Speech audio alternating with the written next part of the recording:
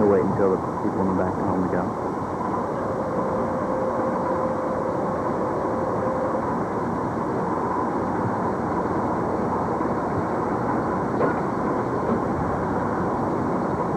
Take them again, and I'll be there.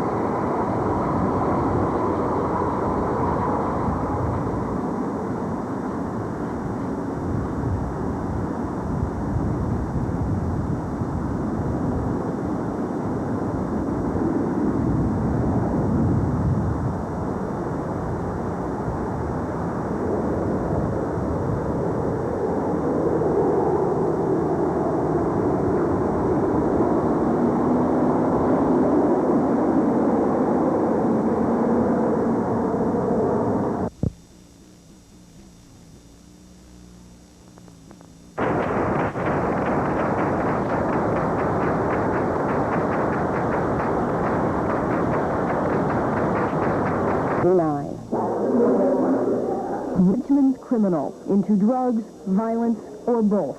It is certain he will end up here or here. When the drug turf battles or arguments turn to violence, and they often do, the injured and dying come here to the nation's largest emergency room, MCV. The victims are primarily black males. Average age so far this year, 36. More than half have criminal records. A few are killers themselves. But in here, they are nameless. They are a life that needs saving.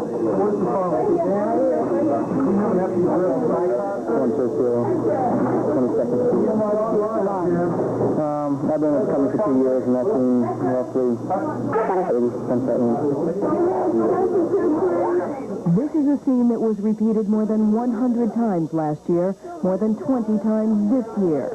This man is dying. He is 25 years old. He's been shot, lost a lot of blood. His heart stopped in the field. So the rescue squad initiated CPR, brought him in here. We've opened his chest to attempt to restart his heart and to try to stop the bleeding that's going on in his groin. This trauma team, ranked among the nation's best, has seconds to make life and death decisions.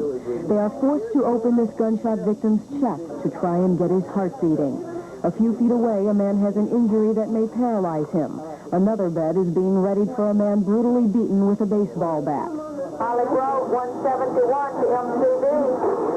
Another ambulance and a med-flight helicopter are en route with more patients. The Richmond police arrive to check on the gunshot victim. This guy's going to make it. I don't know. His heart's starting back up, but he's in trouble. The young man's heart starts beating again for a moment. In cases like this, MCV's trauma team has a 4% save rate. It is the best in the country. A top city official has said if it weren't for the expertise of these doctors and nurses, Richmond's murder rate would be twice as high. But in this case, the patient is lost. On Good Friday, Richmond logs its 23rd homicide of 1989. His is a new breed in Richmond.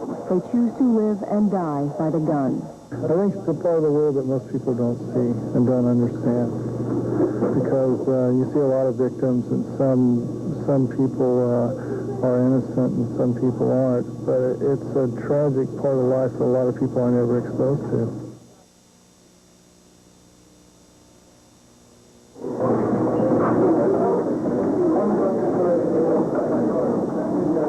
Perhaps no group of people more intimate with Richmond's crime race than the MCV trauma team. Nurse Elizabeth Scott has been on the front line for 12 years. First came here, it was an occasional gunshot wound to the chest, and mostly they were in one particular area. Now they're from all over the city. They're from anywhere. They're from your local neighborhoods now, whereas before it was always the low rents or the district crime. Now they're not, and it's really amazing, and they've gotten much younger, much younger. They have children, 15, 16 years old, are fed up, and all you are left with is cleaning them up and closing their eyes and wondering to yourself why. Time for reflection is brief. The family has arrived and will be counseled. There is no chance to rest. We move the guy in 3 over to 4 and get that 3 ready. We got a bad on scene coming. Helicopter. Nope, can't do it.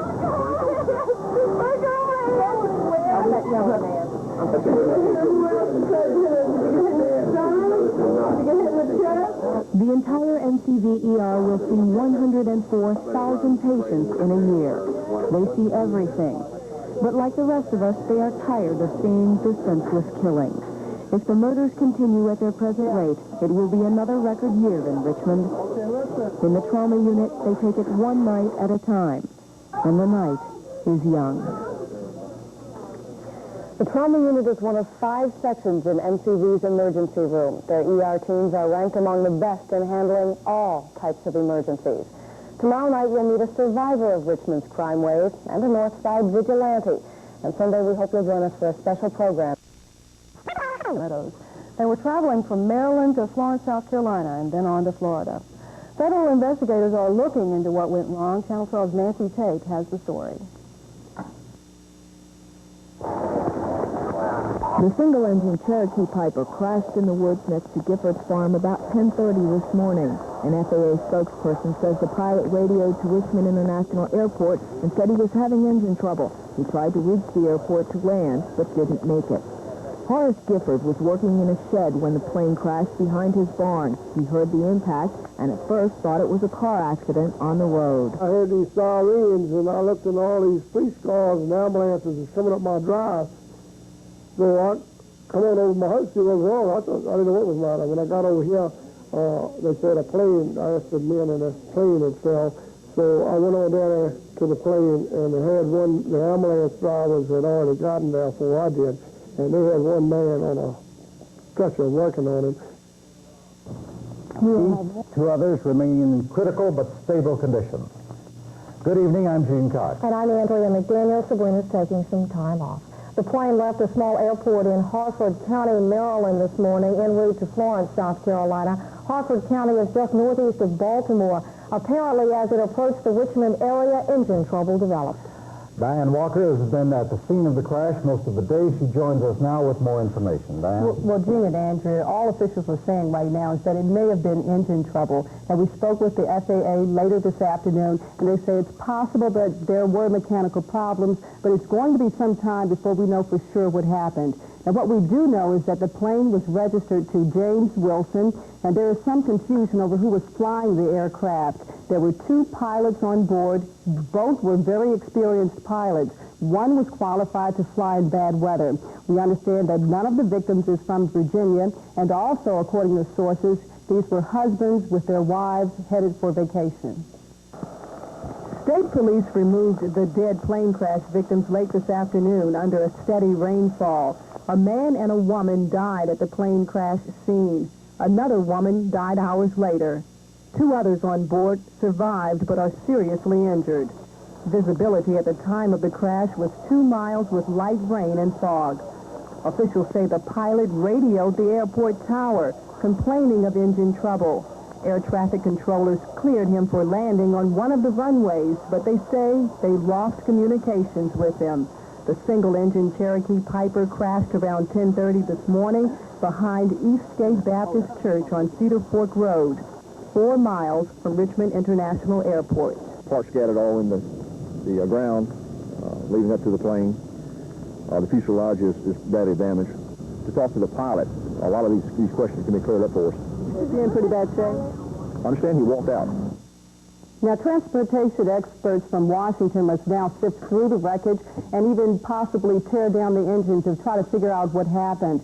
We understand that the FAA has done some checking, and they have discovered no history of problems with this particular plane. Apparently, the pilot had radioed in that he had the runway in sight. That's right. But he was apparently Just couldn't make it. too low to make it. in. Thank you, Diane. Perhaps we'll have the names later on today by the late news. Very cold night with temperatures. Were killed. And Ivan Schwartz with Scoreboard Plus. It happened late on Mechanicsville Turnpike today, and it's being called one of the worst accidents in Hanover County history. A dump truck and gas tanker slammed into each other late this afternoon, killing one and injuring 2 others.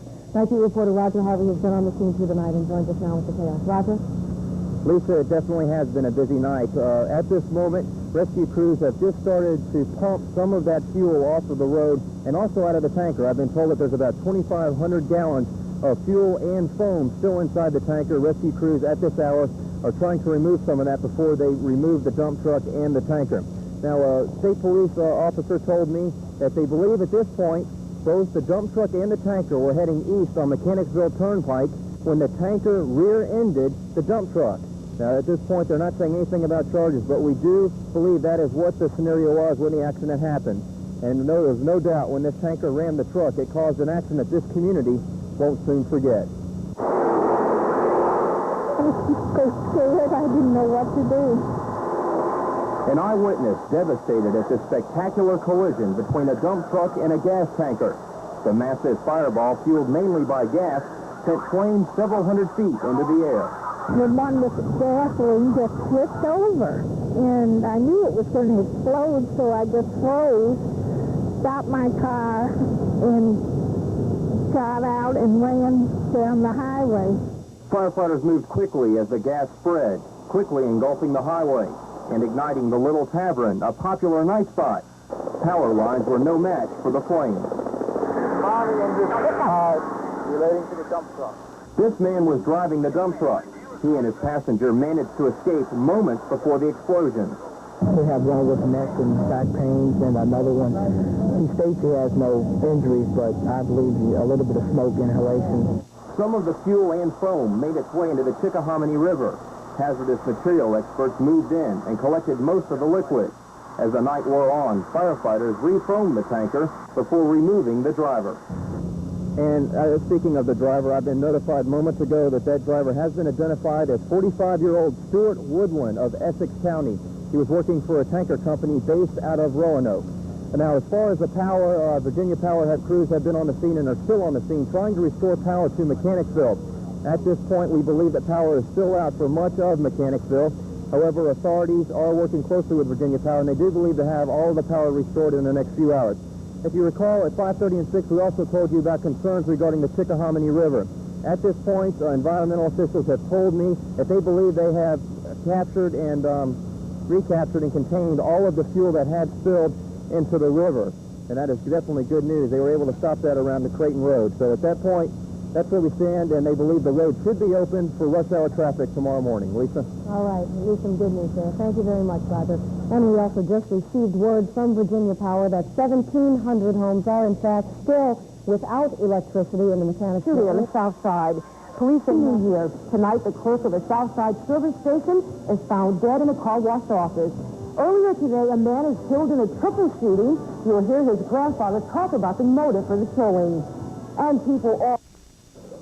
And Steve Bucci with sports.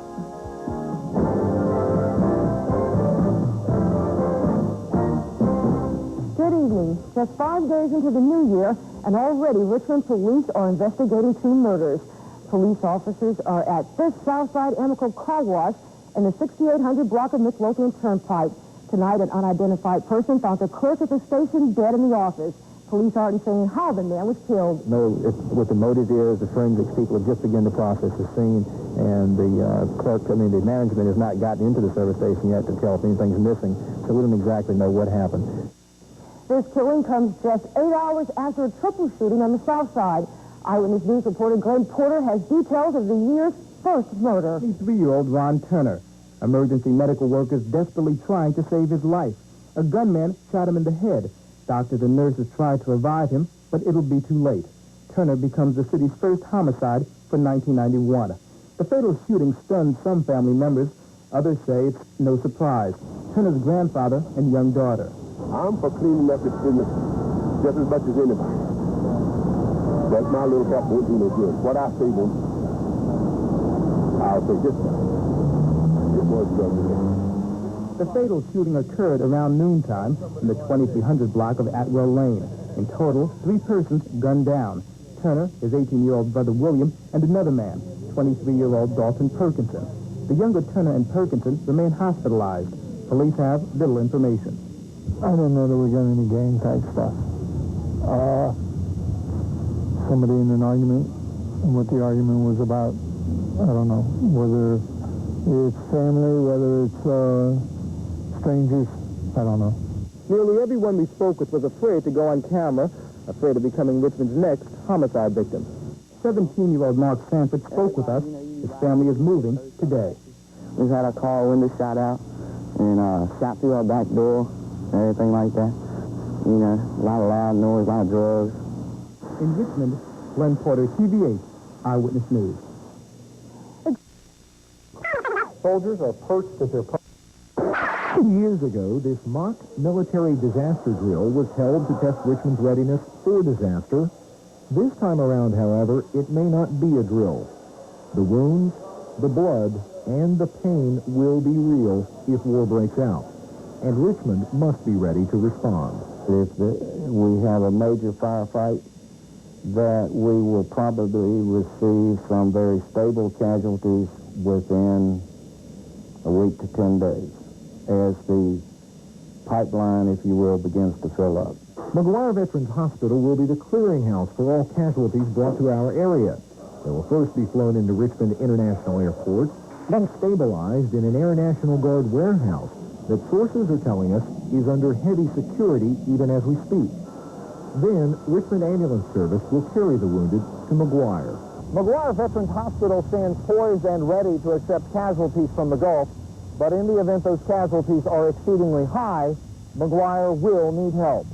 What strength does MCV offer to incoming casualties?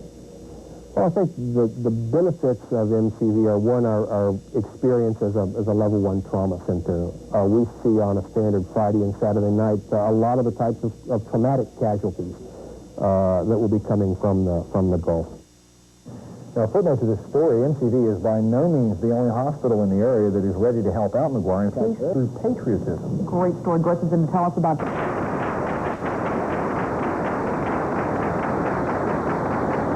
Baker and her 2.5-year-old daughter riding in the car were killed. This accident marks another chapter in an ongoing story of fatalities here on Jeff Davis. Since 1985, 28 people have died on this still rural stretch where the speed limit is 55. Residents say motorists here exceed the speed limit. Preston Aldridge has lived on Jeff Davis near Holt's Curve for 38 years. Well, I don't know. I've had a lot of trouble running all over my property, all up in the yard, running in the ditch here. It tore my drive all up. I've had a problem ever since I've been living here. a 5-year-old boy who fell through the ice on a pond in Centerville. Well, he's fighting for his life tonight. Doctors say little George Sater is just barely holding on. He is in critical condition after yesterday's accident. Sater was underwater for 40 minutes. Doctors do not know if he suffered any brain damage after being in the icy water for so long. His body temperature has returned to normal and his heart is beating on its own, but the boy is still unconscious and hooked up to a respirator. 2 girls were also pulled from the icy pond. They were not seriously hurt. Hope he gets okay. Coming up on First News, it could mean the difference between life and death. Bernie will tell us all about it. First News will be right back.